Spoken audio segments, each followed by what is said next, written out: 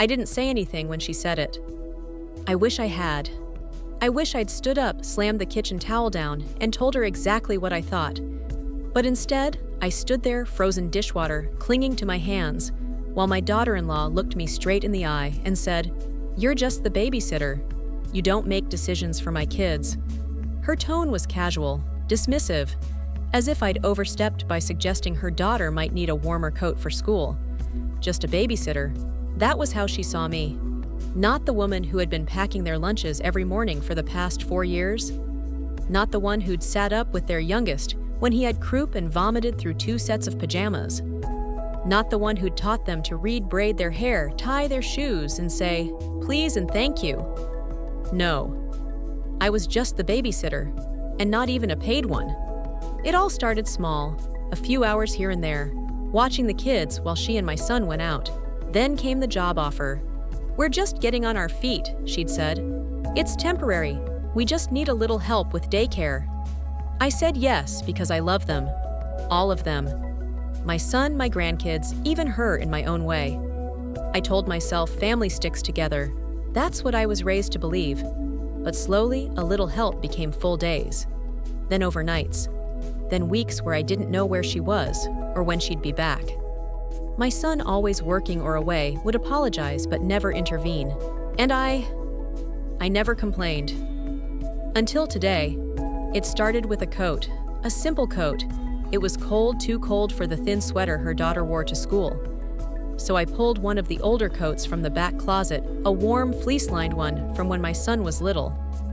"It's too bulky," she snapped when she walked in that morning coffee, in one hand, phone in the other. "She'll look like a marshmallow in pictures." I said, "It's 29 degrees out. She needs to stay warm." That's when she turned and said it. Flat, clear. "You're just the babysitter. You don't make decisions for my kids." And walked out. The door closed behind her, but her words didn't. They stayed in the room like smoke. I looked over at the little girl standing in the hallway, hugging her backpack to her chest. She didn't say anything either. She didn't need to. She'd heard it too. I knelt down, zipped the coat up, gently kissed her forehead. "You look warm and beautiful," I whispered. She smiled and squeezed my hand. That night, after they were asleep, I sat in my recliner, with the lights low, and thought about all the times I had bitten my tongue. All the birthday parties I'd planned, the fevers I'd monitored, the nightmares I'd soothed.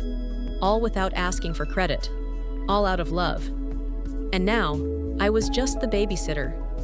I didn't know it yet, but that would be the last time she called me that, because 3 weeks later, she'd be gone. And I'd still be here with the children she left behind.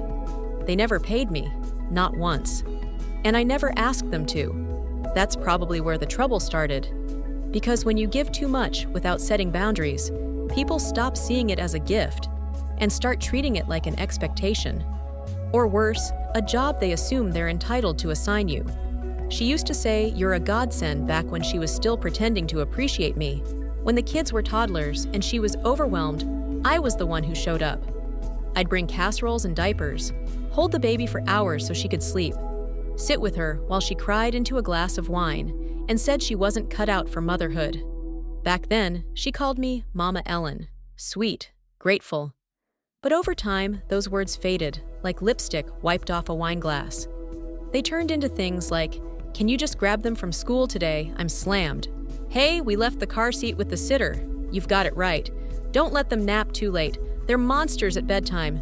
You know how they like things, just handle it." And I did. Every single time. I never missed a pickup. I knew every teacher's name. I kept track of allergy charts, science projects, lost mittens, and bad dreams. I made them pancakes with chocolate chips on Saturdays and tucked love notes into their lunchboxes on Mondays. When they were sick, I was the one calling the doctor. When they were scared, I was the one in their doorway at 3 a.m. When they were happy, they ran to me with the news. But none of that showed up on paper. I didn't have a title. I didn't have rights. I was just the babysitter. And every time she said it, it chipped a little more off my heart. It wasn't just what she said, it was what she never said. She never said thank you anymore. She never said I love you. She never said what would I do without you, even though that was the truth. Because the truth is, she had started living a different life. Fancy brunches, solo getaways, spa weekends with networking groups. More and more, her hours away from the kids stretched long and unaccounted for. I didn't ask questions. I didn't want to embarrass my son. I told myself maybe this was modern parenting. Maybe this was what co-parenting with grandmothers looked like now. But I knew better. I knew what it felt like when someone stopped treating you like family and started using you like furniture, reliable, quiet, always there. Even my son didn't seem to see it. He worked too much, always had. It's how he coped with stress, with conflict, with her. I used to think he'd step in, that he'd look up one day and realize how unfair it all was. But he never did. Or maybe he didn't want to, and I didn't want to be the one who broke things apart. So I stayed quiet. For the children, for the peace. But the silence wasn't peace. It was poison, slow, bitter, and invisible. Then came the afternoon she snapped at me in front of the children. It was over something so small, chicken nuggets of all things. I had made them the kind from the freezer because I was exhausted after 3 nights of sick kids. She came home and said, "Ugh, processed junk again. This is what happens when you leave things to the babysitter." The kids were sitting at the kitchen counter, dipping nuggets in ketchup eyes wide. I turned, looked her right in the eye, and said I didn't realize the babysitter also bathes them, tutors them, and folds their laundry. She rolled her eyes. Then came that line, "You're just the babysitter, Ellen. Don't get it twisted." I didn't cry, but I didn't sleep that night either. The next day, she left for a 3-day work retreat. She never came back. At first, she texted, "Can you keep them one more night? Just until Sunday flight got delayed. I'll call tomorrow, promise." Then, silence. A week went by. Then 2. No calls, no money, no explanations. My son said she needed space, that she was figuring things out, that it was temporary. But I'd seen it before in another generation, another mother. I knew abandonment when I saw it. So I stepped in like I always had. I enrolled them in summer programs, took over parent-teacher meetings, begged the pediatrician's office to transfer records. I started looking into legal guardianship because no one else was going to do it. The kids never asked where she went, not once. That broke my heart more than anything else because they didn't expect her to come back. They didn't trust she would. One night, as I was brushing the little one's hair before bed, she looked at me in the mirror and asked, "If you're not our mom, how come you do all the mom stuff?" I paused, swallowed the lump in my throat, and said, "Because love doesn't come with a title, it comes with time." She smiled. "Well, I think you're the real mom." I hugged her so tight that night, I thought my ribs might crack. Because in that moment, I wasn't just anything, I was everything. The first time I realized she wasn't coming back, I was holding a bag of groceries and 2 crying children, one with a runny nose, the other with a math test the next day, and no idea how to divide fractions. It had been 12 days. 12 days since she texted "Be back Sunday night." 12 days of me checking the porch. 12 days of keeping their schedules on track, their bellies full, their heads calm. I'd told myself to wait. I told myself not to assume the worst. But assumptions have a smell, and her absence had begun to stink. The school called me on a Tuesday. Mrs. Geller, the secretary, said gently, "Ms. Mitchell, we have a few forms that still list your daughter-in-law as the primary guardian. Would you like to update that?" My stomach twisted. "Can I do that?" "Well, if she's out of state or unreachable, you may need to consider applying for temporary custody." That word custody settled like a boulder in my chest. Because I wasn't trying to replace anyone. I was just trying to hold everything together. That same afternoon, I sat the kids down at the table. The little one was coloring. The older one had headphones on. I cleared my throat. "Have either of you heard from Mom?" They shook their heads without even looking up. And that silence, so casual, so practiced, shattered me more than 1,000 tears could. They weren't angry. They weren't confused. They were used to it. That weekend, my son came by. First time in weeks. He looked tired, confused, more like a boy than a father. He said, "I don't know where she is. I've tried calling. I think she's gone." "Mom." I stared at him. "Gone where?" He just shook his head. I didn't yell. I didn't lecture. I didn't tell him that letting your partner walk away from your kids doesn't just happen overnight. I just said, "So what now?" He didn't have an answer. And that's when I knew the answer would have to be me. I started filing papers. Guardianship, medical authority, school rights. They needed a legal adult to sign field trip slips and authorize vaccines and register for school lunch programs. That adult was me. Nobody stopped me. No one contested it, because no one else showed up. And I realized I'd always been the adult in this situation. I'd just finally accepted the paperwork to prove it. But it wasn't just logistics. It was everything. I sold my recliner to turn the guest room into a proper bedroom. I canceled my dentist appointment to pay for the school uniforms. I learned how to make gluten-free muffins because one of them had developed a new sensitivity. I downloaded multiplication games. I learned TikTok slang. I set screen time limits. And every night when they went to bed, I sat on the couch alone and whispered, "You're doing okay. You're doing okay," even when I didn't believe it, even when I was bone-tired and hollow and furious at how easy it had been for her to walk away. Because love doesn't come with applause. It just comes with presence. One night, maybe 3 months in, I got a call from a friend of hers. The number was unfamiliar. The voice was slurred. "She's out in Arizona now," the woman said. "Says she needed to breathe. Says she wasn't cut out for the whole mom thing." The whole mom thing.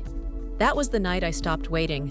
I put her photo album in a box, tucked it in the attic, not out of anger, out of necessity, because I had kids to raise, and they weren't going to wait around for a ghost.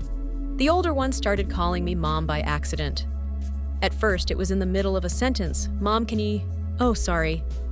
I'd smile and say, "It's okay." The second time she looked at me and said, "Is it okay if I just keep calling you that?" I nodded. "If it feels right to you, it feels right to me." The little one followed not long after. Mommy Ellen, he called me one morning while brushing his teeth. And that was it. I didn't correct him, because it wasn't a mistake. I became their emergency contact, their morning hug, their safe place, their storytime voice, their packed lunch love, their nightlight check-in. I wasn't filling in, I was becoming. And yet, sometimes I still heard her words in my head, sharp and careless. "You're just the babysitter." No, I wasn't. I was the woman who stayed. The woman who cooked and calmed and carried and consoled. The one who tucked them in, stood up at school recitals, clipped coupons to buy their backpacks, and remembered which stuffed animal belonged to whom. She gave birth. But I gave everything else. It had been 8 months. 8 full months since she walked out for a 3-day business trip and never came back. Since her voice vanished from their bedtime routines, their morning chaos, their scraped knees and spelling tests. Since the sound of her laughter faded from the walls and the smell of her perfume stopped lingering in the hallway. And just when I'd stopped waiting, just when the ache of her absence had settled into something dull and manageable, she showed up. No warning, no phone call, no letter. Just the sound of her car pulling into the driveway one Friday evening as I was folding laundry. I saw the headlights flash through the window and knew before I even stood up that it was her. The doorbell rang like it had every other night for the past 8 months, silent. But this time, the door was waiting for someone who left it behind. I opened it slowly, and there she stood.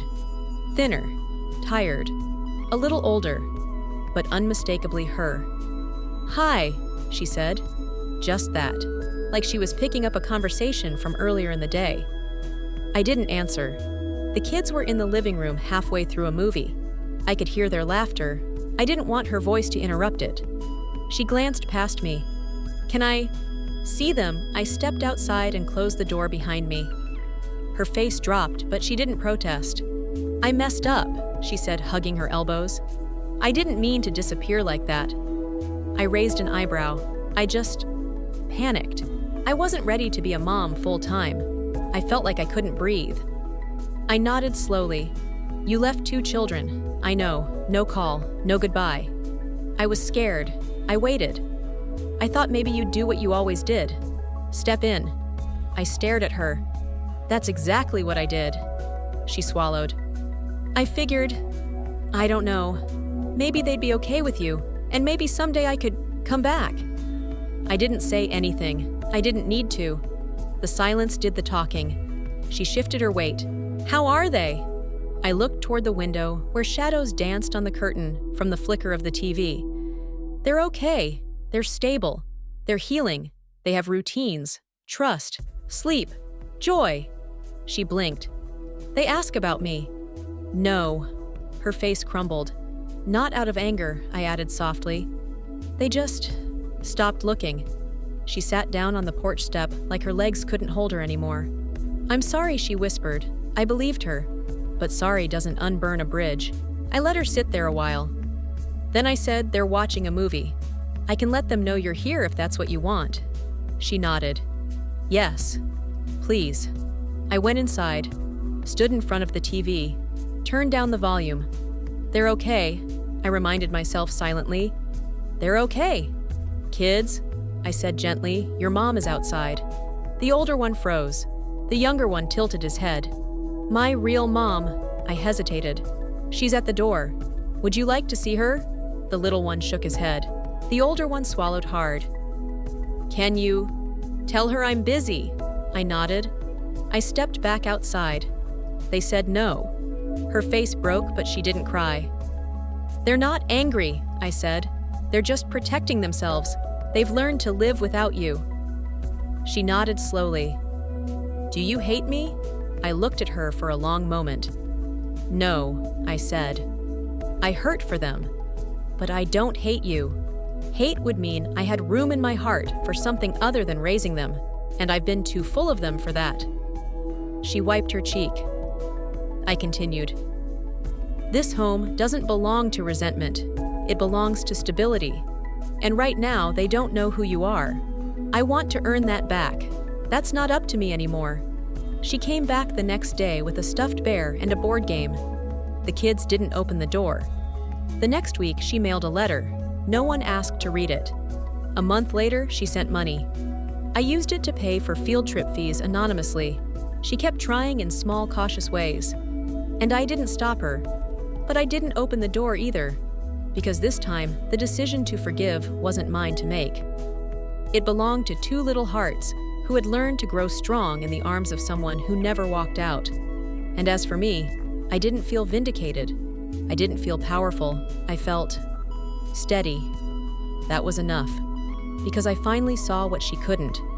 I was never just the babysitter. I was the mother who stayed. It was a Tuesday morning, the kind of day you'd forget unless something made you remember it. I was pouring cereal while the older one packed her school bag, and the little one tried to find both shoes, always one missing, always under the couch. Nothing dramatic, just life. Then the older one said something that made time stop. She looked up from the backpack she was zipping and asked Grandma, "Do you think someone can stop being your mom?" I froze. My hand hovered over the milk carton. I turned slowly. "Why do you ask that?" She shrugged. "Because she left, and then came back, but it didn't feel the same." I didn't answer right away. Then I knelt in front of her. "You can't undo being born," I said softly, "but you can choose who keeps you safe, who shows up, who loves you when it's hard." She nodded slowly. "Then I pick you," she whispered. I closed my eyes. And in that moment, I didn't care if I had ever been called Mom. I didn't care that my name wasn't on their birth certificates. I didn't care that someone else had given them life, because I was the one giving them a childhood. That night, after bedtime stories and teeth brushing, and the 10th "Can I have water?" I stood in their doorway and watched them sleep. Same way I had every night for nearly a year. Except this time, something felt different. Like I could finally breathe. Like I didn't have to defend my place in their world anymore. It was already mine. Not because I demanded it, but because they gave it to me. She still calls sometimes, leaves voicemails, sends cards, emails pictures of the ocean. She says she's working on herself. And maybe she is. I don't speak poorly of her to the kids. I never will. But I've stopped leaving space for her at the table. Because it's full now with love, with routines, with laughter and spelling words and bath toys. With us. You see, I didn't raise these kids to get credit. I raised them because no one else would. Because that's what real mothers do, whether they're called that or not. And the truth is, I don't need a title. I don't need a thank you. I don't need permission, because what I have is something stronger than all of that. I have two children who trust me enough to rest, to grow, to call this home. And at the end of the day, I'd rather be called just the babysitter by the woman who left than be anything else to the children who stayed. Have you ever stepped up because someone else stepped out? Have you ever carried a family without anyone seeing the weight? Tell your story in the comments. Because being just anything doesn't mean you're not everything. See.